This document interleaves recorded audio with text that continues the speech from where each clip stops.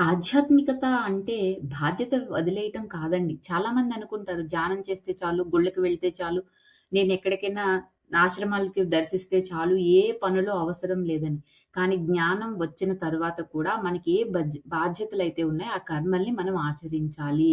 పని నుంచి పారిపోవడం గూడా కాదండి ఆధ్యాత్మికత అంటే. పవిత్రంగా చేయటం. అంటే భయంతో కాదండి కర్మలు చేసేది. అలాగే బలవంతంగా కూడా కాదు. చైతన్యంతో, ప్రేమతో చెయ్యాలి.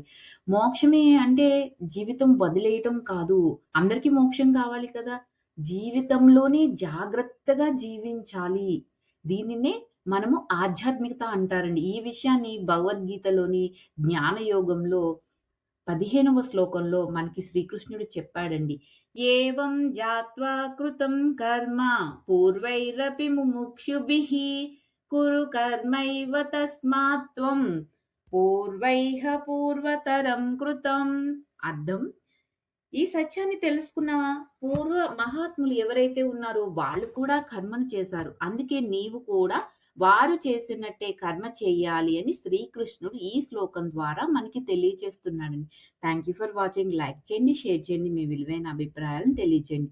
మరి మీరు కూడా చెప్పండి ఆధ్యాత్మికత అంటే బాధ్యతల్ని వదిలివేసి తిరగటమే అంటారా? Thank you.